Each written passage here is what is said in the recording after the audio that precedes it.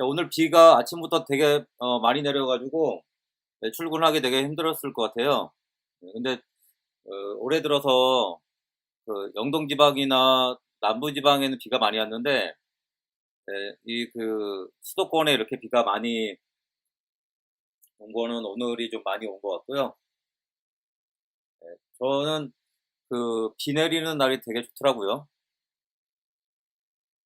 여러분들 개개인마다 다르겠지만 제가 이제 나이가 어릴 때는 비 오는 날 되게 싫어했는데 나이가 먹을수록 비 오는 날이 점점 좋아지는 것 같아요. 그 느낌과 처마에서 떨어지는 빗소리가 상당히 사람들의 기분을 좋게 하는 것 같습니다. 여러분들도 빗소리 좋아하시나요? 오늘 이제 프레임워크 과정이니까 프레임워크 과정을 어 들은 다음에 여러분들이 어떤 식으로 추가적인 공부를 했으면 하는지에 대해서 Q&A를 하기 전에 학습 로드맵에 대해서 이야기를 먼저 해 볼게요. 이거는 뭐 제가 생각하는 로드맵이고요. 이게 뭐 사람마다 개인의 그리고 현재 상태에 따라 다르기 때문에 그냥 참고만 하시고 내가 관심이 있는 주제라고 생각이 되시면 여러분들이 공부하시면 되기 때문에 너무 제가 뭐 오늘 하는 얘기에 대해서 단순히 그냥 참고만 하시지 이게 정답은 아니라는 거 아시죠? 그래서 어 '아 저렇게 생각하는 사람도 있구나.' 그래서 여러분들의 개발자로서의 어떤 삶을 살아가는데 약간의 힌트 그런 도움이 됐으면 하는 바람으로 하는 거기 때문에 너무 어떤 전문가들이라든가 선배들이 하는 얘기들 어떤 뭐 교수들이 하는 얘기들이 너무 정답이라고 맹신하지는 말았으면 좋겠어요. 그분들이 인제 하는 얘기들을 여러분들 걸로 만든 다음에 여러분들이 뭔가 내재화를 해야 된다 그러나 여러분들만의 필터링을 거친 다음에 뭔가 실행으로 옮길 때 진정 여러분들 것이 된다고 생각하기 때문에 너무 어떤 맹목적으로 접근하지는 말았으면 좋겠습니다. 일단 제가 여러분들이 우리가 이제 백엔드 프로그래머이기 때문에 제가 생각했을 때 백엔드 프로그래머가 다른 여러 가지 측면에서 가장 중요한 부분이 데이터베이스 역량이지 않을까 생각해요. 그러니까 대용량 데이터에 대해서 성능 좋은 쿼리를 만들고 아니면 뭐 성능이 떨어지는 부분을 찾아내서 튜닝을 하고 이런 역량이 다른 어떤 부분의 역량보다 중요하지 않을까. 일단은 성능이 나와야지 뭔가 서비스를 할 수 있는 거잖아요. 그런 측면에서 이제 경력이 좀 쌓이고 뭐 다른 측면의 학습이 좀 됐다. 그러면 다음 단계로 데이터베이스 공부를 했으면 좋겠는데요. 제가 지금까지 봤던 책 중에 이 리얼 MySQL이라는 책이 그래도 현장의 우리 백엔드 프로그래머들한테 상당히 좀 도움이 되는 것 같아서 여러분들이 나중에 데이터베이스 공부를 한다고 했을 때 '이 책을 통해서 한번 공부를 해 보면 어떨까.'라고 생각이 돼서 추천을 드리는 거고요. 그리고 제가 여기에서 인제 여러 가지 책들이나 학습 방법에 대해서 이야기를 할 건데 이게 혼자 공부하기가 되게 힘들고 혼자 공부하면 재미도 없고 지속하는 데 어려움이 있잖아요. 그러기 때문에 가능하면 스터디 그룹을 만들어서 같이 책 읽기 모임을 만든다거나 커뮤니티 뭐 스터디 커뮤니티에 참여한다거나 그런 식으로 활동을 하면서 이 스터디를 지속해 나갔으면 좋겠습니다. 그리고 다음 단계로 이제 데이터베이스 공부도 일정 수준이 됐다고 생각하면 다음 단계로 네트워크 공부를 했으면 좋겠고요. 그래서 어차피 우리들이 웹 프로그래머이기 때문에 가장 그래도 기본이 되는 HTTP에 대한 공부는 했으면 좋겠고요. 이 책이 그래도 HTTP를 공부하는데 가장 제가 보기에 읽기 편하게 쓰여져 있다고 생각이 돼서 제가 제 아들놈한테도 프로그래밍을 가르치고 있는데 뭐 대학교도 안 가겠다고 해서 고등학생인데 프로그래밍을 가르치고 있거든요. 학교 가서 학교에 책 읽기가 좀 재미없으면 이 책을 읽으라고 이 책을 한 권 사 줬습니다. 틈틈이 읽더라고요. 그런 것처럼 여러분들도 뭔가 되게 재미없는 일을 할 때 이런 프로그래밍 관련된 책 읽는 것도 '나름 재밌지 않을까.'라는 생각이 드네요. 그리고 그다음 책은 이게 HTTP의 이제 끝판왕이라고 할 수 있는 HTTP 완벽 가이드라는 책이 있는데 거의 1000 페이지가 넘는 책이거든요. 저도 이 책을 혼자 읽으라면 못 읽었을 텐데 스터디를 통해서 읽었습니다. 이렇게 1000페이지가 넘는 정말 그 두꺼운 책은 반드시 스터디를 통해서 읽기를 추천하고요. 그래야지만 끝까지 읽을 수 있다. 그리고 책을 읽으면서 뭔가 토론도 할 수 있기 때문에 뭔가 그 속에서 인사이트를 느낄 수 있는 것 같습니다. 그리고 이제 HTTP에 대한 일정 수준의 학습이 됐으면 다음 단계로 네트워크를 구성하고 있는 뭐 OSI 7 레이어 뭐 이런 식으로 얘기하고 있는데, 밑에 있는 TCP, IP라든가 그 내부를 이해하는 데 있어서 제가 봤던 책 중에서는 그 네트워크를 이해하는 데 있어서 또 가장 좀 읽기 좋게 쓰여져 있다고 생각이 돼요. 그래서 뭐 네트워크 공부나 이런 컴퓨터 사이언스 공부하는 게 상당히 재미없기 때문에 저는 스텝 바이 스텝으로 공부할 걸 추천드리고요. 그래서 한번 도전해 보시면 좋을 것 같습니다. 제가 이게 뭐 말을 하면서 인사도 하고 한 번에 여러 가지 일을 하는 게 쉽진 않네요, 방송하는 게. 그렇죠. 예. 1000 페이지 책을 끝에쯤 기억도 안 나죠. 기억도 안 나도 괜찮습니다. 일단 저는 읽는다는 자체가 중요하다고 생각이 되고요. 그리고 이제 읽었는데 잘 기억이 안 날 수 있잖아요. 근데 어느 순간에 무엇인가 인제 구체적으로 더 알고 싶을 때 책을 다시 펼치면 대략적으로는 '아 이런 내용이 어디에 있겠지.'라는 그런 힌트들을 얻을 수 있기 때문에 너무 우리가 한 번 읽을 때 완벽하게 이해해야 된다. 모든 거를 100% 이해해야 된다. 이런 부담감을 버리시면 좋을 것 같습니다. 그래야지 뭔가 공부하는 재미도 있고 그렇잖아요. 이거를 뭐 한 번에 내가 '네트워크를 완벽하게 이해할 거야.' 이런 식으로 해 버리면 꼭 그 대학 입시 공부할 때처럼 그런 식의 공부가 돼 버리고 재미가 없잖아요. 근데 우리는 평생을 공부하고 그런 입장에서 읽을 때 그냥 처음부터 끝까지 빠르게 읽어서 이 책을 한 권 읽었다는 성취감을 느끼는 것도 저는 중요하다고 생각이 돼요. 그러면 깊이는 깊지 않지만 그래도 끝까지 한번 읽었잖아요. 이후에 또 여유가 생기고 '다시 한번 읽어 봐야지.' 해서 읽으면 그때 또 좀 더 깊이 있는 어 이해를 할 수 있다고 생각이 되고요. 그 경력이 쌓이면 쌓일수록 다시 읽었을 때 그 이해도도 상당히 높아질 수 있기 때문에 여러분들이 너무 한 번 경력이 뭐 2년 차에 무조건 '이 책을 다 읽어서 이해해야지.' 이렇게 생각하지 마시고 '내가 2년 차에 한번 읽었다가 책이 되게 괜찮아. 근데 100%가 이해가 안 됐어.' 그러면 한 5년 차가 된 다음에 또 한번 읽어 보고요. 그렇게 또 지내다가 한 10 년이 됐는데 네트워크에 대해서 다시 한번 좀 이해도를 높이고 싶어. 그러면 10년 차에 또 읽어 보는 거죠. 그런 방식으로 접근하시면 좀 더 그래도 재미있게 '프로그래밍 학습할 수 있지 않을까.'라는 생각이 드네요. 그리고 인제 다음 단계로 제가 봤을 때는 운영 체제라든가 컴퓨터 시스템 아키텍처, 이런 부분에 대한 공부를 좀 해 보시면 어떨까라는 생각이 들어요. 물론 뭐 운영 체제에 대해서 아주 깊이 있는 이해까지 하지는 못해도 그 컴퓨터 시스템 아키텍처도 그렇고요. 하지만 우리가 쓰고 있는 그 컴퓨터의 내부가 어떻게 구성되어 있고 동작하는지를 알고 싶은 호기심은 있잖아요. 그래서 저도 뭐 이 공룡책이 워낙에 운영 체제에서 유명하기 때문에 공룡책을 추천하기는 하는데 솔직히 뭐 재미는 좀 저도 읽어 봤는데 되게 재미없고요. 근데 인제 필요한 부분, 예를 들어서 인제 프로세스와 스레드에 대해서 이해하고 싶다. 관련된 부분만 읽는 거고요. 뭐 그리고 인제 이 IO 관련된 부분 공부하다 보면 뭔가 싱크, 어싱크라든가 블러킹, non-블러킹 이런 부분들의 개념들에 대해 이해하고 싶다. 그러면 그런 데 관련된 부분들만 읽어 보시면 되죠. 여러분들이 또 한 가지 좀 생각을 바꿨으면 하는 것 중에 하나가, 책을 읽을 때 처음부터 끝까지 읽어야 된다는 그런 부담감을 버렸으면 좋겠습니다. 그냥 이 관련된 내용이 운영체제라는 책에 있고, 그러면 내가 뭐 블러킹, non-블러킹, 싱크, 어싱크에 대한 개념을 더 깊이 있게 이해하고 싶다. 그러면 그 시점에 해당 부분만 집중적으로 읽는 거죠. 이해될 때까지 몇 번. 그렇게 학습을 한다면 좀 더 내가 관심 있는 주제에 대해서 집중적으로 학습할 수 있지 않을까요?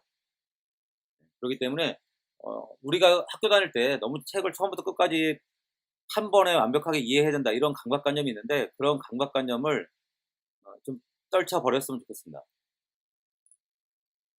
네, 이거는 인제 운영 체제부터 해서 컴퓨터 시스템 아키텍처를 이해할 수도 있고 그다음에 뭐 컴파일러도 만들어 볼 수 있고요. 어 뭐 그런 것처럼 우리가 인제 그 개발자로서 살아가면서 컴퓨터와 관련된 전반적인 내용을 직접 만들어 가면서 저희가 인제 클린 코드라든가 프레임워크 과정이라든가 ATDD라든가 이런 모든 과정이 무엇인가 미션을 통해서 만들어 가면서 이해를 하는 거잖아요. 네, 제가 이 책을 또 추천하는 이유 중에 하나는 제가 요즘에 읽고 있는 책이에요. 네, 읽고 있는 책인데 그래도 매 그 챕터마다 처음에는 뭐 연산자 이용해서 게이트 만들고 그다음에는 뭐 ALU 만들고 그다음에는 CPU 만들고 램 만들고 뭐 이런 식으로 구성되어 있거든요. 뒤에 가면 컴파일러 만들고 운영 체제 만들고 이런 식으로 되어 있는데 제가 지금 챕터 5 까지 이게 챕터 12 까지 되어 있는데 챕터 5 까지 읽었는데 상당히 재미있습니다. 그리고 문제를 다 못 풀어도 저는 된다고 생각해요. 저도 막 구현하다가 아무리 생각해도 잘 안 되면 그냥 인터넷에 떠도는 답을 보고서 해결을 해 보거든요. 근데 실제 해결해 보는 그 자체만으로도 컴퓨터 내부가 어떻게 동작하는지 원리라든가 이런 부분을 이해하는 데 상당히 많은 도움이 되고 있습니다. 저도 지금까지 프로그래머로 한 20년 정도 살아오면서 어떻게 0과 1 두 가지 두 개의 값만으로 이렇게 대단한 컴퓨터 프로그래밍을 할 수 있을까라는 호기심이 계속 있어 왔는데 이 책을 읽으면서 상당히 많은 부분들이 호기심 그런 궁금했던 부분들이 해소되고 있거든요. 그래서 여러분들도 지금은 아니더라도 지금은 우선순위가 높은 뭔가 다른 것들이 더 많겠지만 여러분들이 이후에 여유가 생기고 그런 호기심이 좀 높아진다면 그 시점에 이런 책들을 통해서 한번 무엇인가를 또 만들어 보는 컴퓨터를 만들어 보는 거죠. 운영 체제도 만들어 보고 그 위에 올라가는 자바와 같은 언어도 만들어 보고 그런 경험들을 할 수 있거든요. 이 책도 특히 인제 교육을 하시는 분이 쓴 책이라서 상당히 교육자, 교육자가 아니라 학생들 입장에서 읽기 좋도록 가이드를 잘하고 있습니다. 그래서 한번 읽어 보시면 좋을 것 같아서 추천드리고요. 그리고 저희가 인제 백엔드 개발자로서 역량을 쌓아야 되는 부분이 물론 프로그래밍만 잘하는 것도 중요하지만 좀 더 성장을 하고 시니어 엔지니어가 되면 컴퓨터 시스템 아키텍처가 아니라 그냥 아키텍처죠. 어떻게 하면 로드 밸런싱을 하고 캐싱 서버를 두고 뭐 이런 식으로 아키텍처를 어떻게 확장해 나갈 것인지 아니면 MSA 아키텍처로 할 것인지 뭐 그런 부분에 대한 이제 공부들을 해야 되는데 뭐 제가 이거는 봤던 책 중에 괜찮아서 소개를 하는 건데 여러분들이 인제 시간이 지나면서 경력이 쌓이면서 점점 그런 프로그래밍 외적인 부분에 대해서도 관심을 가졌으면 좋겠다. 요즘에는 뭐 쿠버네티스 이런 것도 그 쿠버네티스나 뭐 도커 이런 것까지도 예 학습을 해야 되고 우리가 인제 성장해 가면서 공부할 거리는 너무 많죠. 이따가도 얘기하겠지만 뭐 한 번에 한 가지씩 하면 되죠. 한 번에 너무 욕심 부리지 말고요. 어차피 평생을 공부한다고 생각을 하면 마음 편하게 내가 지금은 모든 걸 다 모르지만 우선순위를 정한 다음에 한 번에 한 가지씩 그리고 재미를 느끼면서 그리고 힘들고 번아웃이 됐을 때는 딴짓도 좀 하다가 그렇게 하다 보면 뭔가 삶의 재미가 잘 안 느껴지고 할 때 뭔가 새로운 도전거리를 만들어서 또 공부해 보신다면 거기서 재미를 느낄 수 있잖아요. 네. 그다음에 인제 개발자들이 관심을 가져야 되는 것 중에 하나가 빌드, 배포 자동화, 그다음에 지속적 통합, 지속적 배포 이런 부분에 대한 관심을 가졌으면 좋겠고요. 그러니까 이거는 이제 프로그래밍적으로 내가 웹 애플리케이션 개발하는 거라든가 어떤 그 바니 테스트라든가 리팩토링이라든가 일단 이런 부분이 상당히 중요할 수 있는데, 이런 부분들은 어차피 평생을 저희가 관심을 가지고 공부를 해야 되는 부분이잖아요. 그걸 하면서 실제 우리들이 프로그래밍 외적인 부분에서 반드시 백엔드 프로그래머로서 갖추어야 되는, 관심을 가져야 되는 역량이 빌드 도구를 사용하는 부분이랑, 그리고 이제 배포를 자동화하는 부분, 그 지속적 통합 환경을 만들어서 내가 컴파일러가 나거나 아니면 테스트가 페일이 났을 때 알림을 받을 수 있는 그 환경을 구성하는, 이런 부분에도 관심을 가지는 게 여러분들이 주니어에서 이제 시니어로 갈 때 필요한 역량이라고 생각을 하고요. 그리고 제가 강의에서도 항상 강조하고 있는, 여러분들이 이제 경력이 5년이나 10년 이런 식으로 경력이 쌓여가면 쌓여갈수록 관심을 가져야 되는 게 개발 문화, 어떤 프로세스, 그 개발자의 어떤 삶에 대한 그런 부분에서 제가 봤던 책 중에 이런 개발 문화와 관련돼서 좀 시작하는 단계라면 XP 이 책이 상당히 많은 인사이트를 준다고 생각을 하고요. 이 책을 읽은 다음에 좀 더 다음 단계의 어떤 그 프로세스라든가 개발 문화 만드는 것에 대해서 호기심을 가진다면 린 소프트웨어 개발이라는 책도 상당히 저한테 인사이트가 있어서 추천을 많이 드리고 있습니다. 그리고 제가 많은 강의에서도 이야기를 하고 있는데, 우리들이 조금 전에 얘기했던, 제가 상당히 많은 책들을 추천을 하고 뭔가 소개를 했는데요. 책만이 아니라 이제 우리가 쌓아야 될 그런 역량들, 관심을 가져야 될 역량들에 대해서 이야기를 했는데, 이 하나하나들이 제가 봤을 때 우리가 장기적으로 소프트웨어 장인이 되겠다는 그런 마음가짐을 가진다면 한 번씩은 도전해 봐야 되는 부분들이라고 생각을 하거든요. 그래서 여러분, 저는 이게 이 소프트웨어 장인이라는 책이 경력이 2년 차이든 5년 차이든 10년 차이든 꼭 한번 읽어보시고, 여러분들이 앞으로 어떤 개발자로 살 것인지에 대해서 한번 고민을 해보는 시간을 가졌으면 좋겠고요. 그리고 정말 진지한 고민을 통해서 여러분들이 앞으로 어떤 그 삶을 살 것인지, 어떤 프로그래머가 될 것인지에 대해서 어떤 방향성을 정했다면, 그 방향성에 따라서 여러분들이 어떤 학습 로드맵을 가지고 단계적으로 성장할 것인지에 대해서 우선순위를 정할 수 있거든요. 일단 그런 우선순위를 정하려면 내가 어떤 삶을 살 것인지에 대한 방향성이 정해져야 되지 않습니까? 그 방향성이 정해지지 않으면 자꾸 주변에 휘둘리게 되거든요. 근데 그 방향성은 제가 봤을 때 누구도 찾아줄 수 없습니다.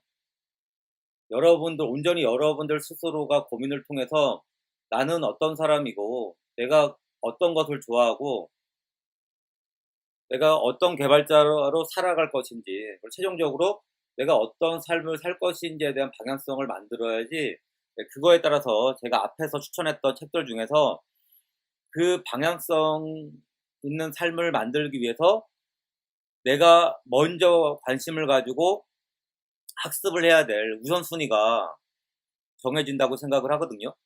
그리고 그 우선순위에 따라서 학습을 해 나갈 때 주변에 휘둘리지도 않으면서, 그리고 나의 속도에 맞춰서 천천히 갈 수 있기 때문에, 그럴 때 프로그래밍 학습이 재미가 있고 번아웃도 덜 오고 그럴 수 있다고 생각이 돼요.